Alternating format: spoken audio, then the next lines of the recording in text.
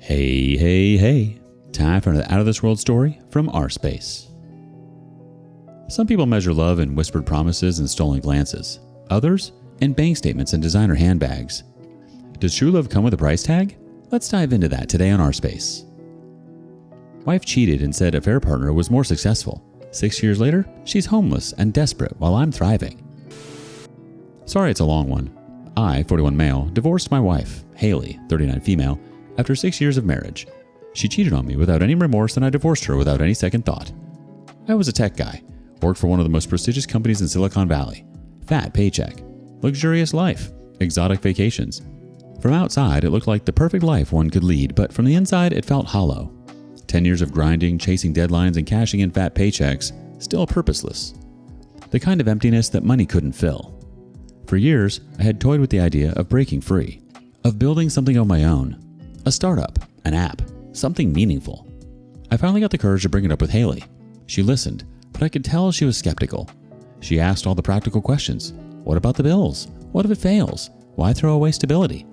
I didn't have perfect answers, but I knew I couldn't keep living like a well-paid robot. Every time I brought this up, she hit me with reality and deterred me from taking the risk. I won't blame her at this point. Any sane person would question my decision. I had no concrete plan, just a zeal for building my own product. I assured her I had enough savings to pay my share of the bills and she could take care of hers. She wasn't on board and worried about downgrading our lifestyle and ruin the reputation we had made for ourselves. We were a member of a country club, hang out with elites. She wore only top-end brands. Obviously, we couldn't maintain that lifestyle without my job. Honestly speaking, I was never keen on this lifestyle. Before she came into my life, I led a very simple life despite my high salary. I was okay to sacrifice it for my real dreams, but she wasn't in it for a compromise and suggested I work on my business on the side. And when it looked promising, I quit my job. Sounds logical, right, but it was not practical at all. The company I worked for had a cutthroat competition. I had to put in 10 to 12 hours a day easily, and after that mental load, it was impossible to work on anything else. I stalled for 2 more years, burdened by my own fears and her doubts. But then, one day, I quit, just like that. She obviously freaked out, but this time, I was so sure about what I wanted for my life. I had a basic blueprint of what I wanted to create and nothing else. I quit parties and vacations, just paid my share of the bills and buried myself in my venture. Seeing my grit, she tried to play the part of the supportive wife. She didn't want to miss out on getting a share of my success. Encouraging words, pats on the back, and even the occasional, "I believe in you," came flowing in. But as the months rolled on and the income didn't, that support started to crumble. She even started saying, "Give 6 more months and if it doesn't fly, go back to work." I never paid attention to her advice. I knew I was on the right track, and even if it takes time, I'll wait. We didn't go bankrupt or something. I had the savings to last at least 5 years if I lived frugally. The house and car mortgage was paid. My credit card was paid. It was just food and utilities. Besides, she worked too. If not mine, she could pay for her share easily. Basic need wasn't her concern. What really fueled her resentment, though, was the loss of the lavish lifestyle I had given her. We traveled first class for vacations, spent weeks in the Bahamas at luxury resorts, and dined in Michelin-starred restaurants just because we could. Designer bags, jewelry, high-end shopping sprees, she had it all. She never had to worry about the price because, as long as I was working, money was no object. But when I quit, that world came crashing down, and she despised me for it. She didn't make enough to continue with that life. She made less than half of what I made, or even less. The fight started small. Snide comments about how I had all the time in the world while she had to carry the burden. By the way, no one asked her to lift the burden. She was doing it to put up a face. I wanted to cancel all the club and hotel memberships, but she renewed them. She was too embarrassed to cut down the lifestyle that she continued living the former life, but this time at her own expense, and she wasn't liking it. Then started subtle digs about how she was the only one with a real job now. Then came the frustration, the resentment. One evening, she wanted me to join her to one of the useless parties. I refused. When she came back and saw me working late again, she snapped. "I didn't sign up to be the sole breadwinner. You said it would be temporary." That was the first major and ugly fight. And from there was no going back. It only became worse. She'd complain about how we had to cancel our annual ski trip to Aspen, how she couldn't shop the way she used to. "You expect me to go from Chanel to discount stores?" Every bill we had to split became a battleground. If I suggested cutting back on unnecessary expenses, she'd roll her eyes. "Maybe if you had a paycheck, we wouldn't have to cut back." And, "I didn't marry a broke man." I tried to keep my head down, to push forward, to ignore the negativity, but she wasn't making it easy. Her fights turned meaner and sharper, like she was looking for a reason to hate me. She started berating me in front of friends, subtly at first, little jokes about how I was finding myself while she was working overtime. Then, outright contempt. Some nights she wouldn't even come home, claiming work ran late. When she did, she barely spoke. If I tried to hold her, she'd stiffen. If I kissed her, she'd turn her cheek. I started sensing that she was not ready to walk with me through the dark, and I'd have to navigate alone, but I was ready to pay the price for my goals. It was on New Year's Eve. We were invited to one such huge New Year's bash. I had a meeting with a prospective investor that upcoming week and a lot to wrap up, so I suggested we attend a house party instead, which would be easier on the pocket and also save time and energy, but she was in no mood for a bargain. She asserted she's going to attend it whether I like it or not. I said, cool, you can go. This discussion happened before Christmas, and we ended up not talking even on Christmas. She wasn't even home, just left a note. We'll be at Aunt's.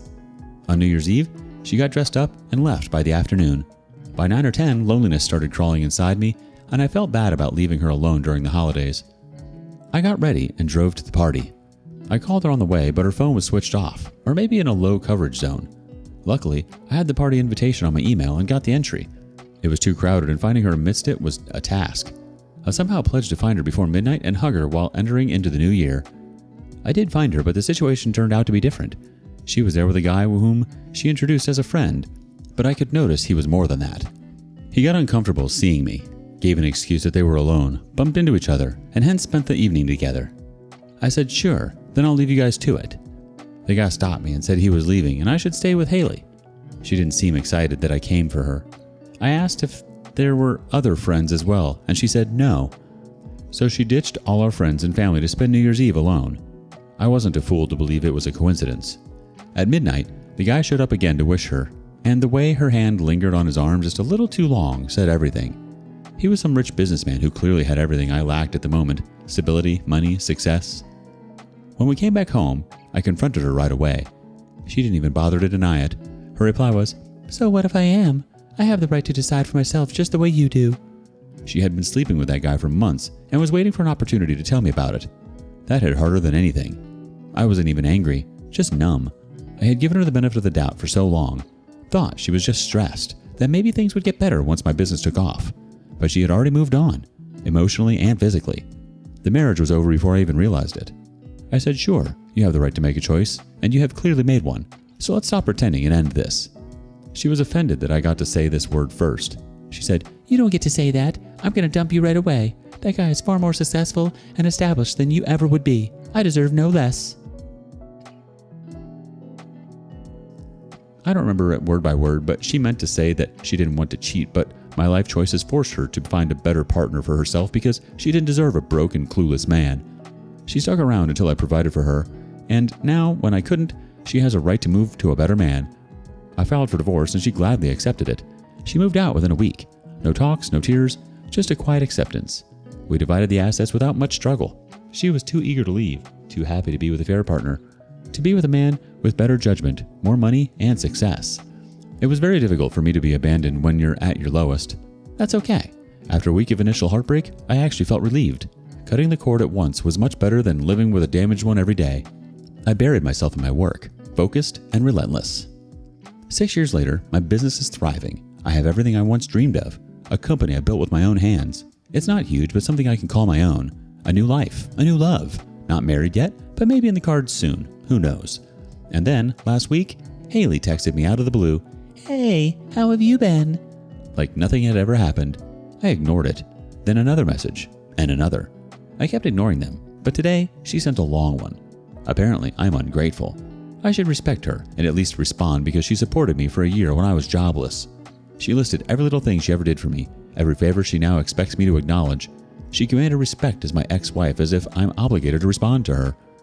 I thought I had moved on. I really did. But my blood boiled when I read those words. The sheer audacity. I never felt the need to show off my success. She didn't exist for me, but after her entitled text, I do want to rub it in her face and show her what she lost, especially give her back the words she said while leaving me. I told my girlfriend about it, and she said something that stuck with me. "If this still bothers you so much, maybe you haven't completely moved on." That made me think. Have I? Or should I just be immune to whatever Haley says or does? Because right now, I don't feel immune. I feel pissed. I haven't responded to her. Neither do I plan to. Just wanted to put it here and check if anyone else has also gone through this ever before. It sounds like she was only willing to stick around when things were easy and comfortable, but the moment real effort and sacrifice were required, she bailed. She might have walked away thinking she was choosing the better option, but life has a funny way of proving people wrong. Now she's on the outside looking in, realizing too late that she bet against the wrong person. Update 1. I didn't respond to Haley's text. I had no reason to. She was nothing but a ghost from my past, but apparently my silence wasn't enough for an answer for her. After a week of texts and long emails, one day my receptionist buzzed me, "There's a woman named Haley wanting to meet me, but doesn't have an appointment and says she doesn't need one." She was still that entitled witch. She randomly showed up at my office thinking I was sitting here to welcome her. I told the receptionist to relay that I wasn't in today. I wasn't about to entertain whatever sob story she had. I knew it was a sob story because if she had been living the dream life she left me for, she wouldn't be here. She left after receiving the message. The next day she came back. I had instructed my receptionist that in case she showed up again, tell her I was away for a business trip and won't be back anytime soon. She did the same and Haley left. I thought it was over, but then 10 days later she showed up again, and this time she was there at the front desk before anyone arrived. I entered the office and saw her waiting in the lobby. I walked past her as if she was a ghost. She tried to follow me but was stopped by the front desk. They informed her that I was busy and hence not entertaining any visitors. She told them she was not leaving without meeting me even if she had to sit here for the whole day. When I heard this, I told the security to let her sit there until her patience ran thin. She had that same entitled stubbornness, that same belief that she could dictate how things went. A woman who once held her head so high, who mocked me for not being successful enough, was now sitting at my company's reception, waiting for me whom she had abandoned. I thought she would leave after a while, but she didn't. The receptionist awkwardly informed me that when Haley was asked to leave, she screamed that she's your wife. I let out a bitter chuckle and said, she's just a wandering ghost from the past. In the evening, I was stepping outside for something and she caught me, came forward and loudly said, "Hey, why wouldn't they allow me inside? Don't they know I'm your wife?" I replied with a straight face, "No, you're not, and no one needs to know you here." She swallowed hard and requested for a moment in private. I hesitantly let her in. She stepped inside my cabin and came forward to hug me. I stepped back and gestured, "Don't." She got offended and snapped, "Why do you despise me so much? Why is there so much pride in talking to me and responding to my texts? I was your wife once. I deserve some respect." I had a long day and was in no mood for her BS. I was like, "Cut to the chase, what do you want?" She remained quiet for a moment and whispered that she messed up. I replied, "It's obvious and that's why you're here. Well, let me guess. The far more successful man wasn't as successful as you thought." She started sobbing and told me about her miserable life. Apparently the guy she clung on to was some rich brat, showering his father's money on desperate chicks like Haley. She left her job and they enjoyed life as if there was no tomorrow. They got married, traveled the world, and gave her the dream life. The problem was the guy refused to work and didn't contribute to the father's business, only wanted to reap the fruit. His elder brother was slogging his butt along with his father and despised him. At last his father gave away all his business and properties to his eldest son who was managing it all this while, and this guy just got away with a house and a small factory. He couldn't even run that factory and declared it bankrupt within a few years. He became nasty and abusive after all the money was gone, and one day he just abandoned her. Later she got to know that the house was also on mortgage, and since he couldn't pay the money back, the bank was going to seize it. She went to her in-laws for help, but they turned her away, saying they don't have anything to do with her or the guy. It was definitely surprising how everything turned out, but I wasn't shocked or sorry for her. Didn't she make her own bed? I asked her with an impassive face. "I still don't get it. What do you want from me? Why are you here?" She stared at me in disbelief. How could I be so indifferent to her misery? Then went on to say, "I left my job because of him. I thought I'd never need to work again. Now I have to feed myself, but the problem is I've been away from the industry for years. The technology has changed and I don't know how to catch up. I don't have money to level up. No one wants to hire someone who's been out of the game for this long. But you know me. You know what I'm capable of." I stopped her in between and blinked. "You want me to hire you?" She sighed. "I know I don't deserve it, but please give me a chance." I let out a humorous laugh and gave it back. "You sabotaged me when I wanted to build something of my own. You belittled me, resented me, and walked away when I was at my lowest. And now you want me to give you a shot? Sorry, I don't run a charity." She pleaded, I don't even have a proper place to live. I share a tiny apartment with a stranger I found online. I sold most of my things just to survive. I don't have savings left. I eat cheap takeouts and instant noodles. I don't even have a car anymore. I had to sell it to pay rent. I never thought I'd end up like this. And I know it's all my fault. I was stupid. I see that now. I was blinded by money, by stability. But look at you. You did it. You proved me wrong, and I'm so proud of you. Leaving you was the worst mistake of my life, and I regret everything I did to you. I intervened and asked her to stop her manipulation and firmly said that she was knocking on the wrong door and she ain't getting any help. She reached out for my hand, but I pulled away. She hesitantly whispered, I was scared of my future. I made bad choices, but I know better now. We had something real. Can't we give second chance to each other? I shook my head. No, we can't. And what we had was a transaction. You loved the life I gave you, not me. And I'm afraid I can't talk to you anymore. My girlfriend won't like it, so please excuse me. She looked confused and asked, You have a girlfriend? I smirked at her. I didn't need to, but I pulled out my picture with my girlfriend and rubbed it in her face. She saw and noticed that my girlfriend had a huge ring on her finger. She stammered, But you never post with her. Is she real? I checked with our mutual friends and no one said you have one. I replied, Yeah, because my girl doesn't need designer bags and champagne parties to be fulfilled. We keep our lives private and meaningful. She drives the tech and innovation in my company, and I can't say how proud I am. She's brilliant and kind, and most importantly, she doesn't need me to be rich to love me. She remained silent and tears rolled down her cheeks. For the first time, she looked truly broken. Until now, she was hopeful to win me over. She wiped a tear, then another, and whispered, It's shattering. I thought I was trading up, but I threw away the best thing I ever had.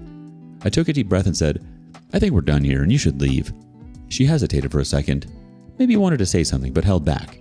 I saw the regret in her eyes, real regret, not just because she was struggling, but because she had truly lost me. That night, I told my girlfriend everything. She asked me how I was feeling, and I was shocked at myself that I wasn't bitter or happy or sad. If you see it in real sense, this should have been a closure for me, but it didn't feel happy about her misery. I didn't feel anything at all. She was expecting some kind of emotion from you, even if it was hatred, because that would mean she still mattered. But she doesn't. She's just a ghost, like you said, and ghosts don't get second chances. Do you believe in second chances in relationships? Or are some betrayals unforgivable? Let us know your thoughts in the comments below. And thank you for joining us today on Our Space. Be sure to like and subscribe and hit that notification bell so you don't miss out on our next video. See you next time.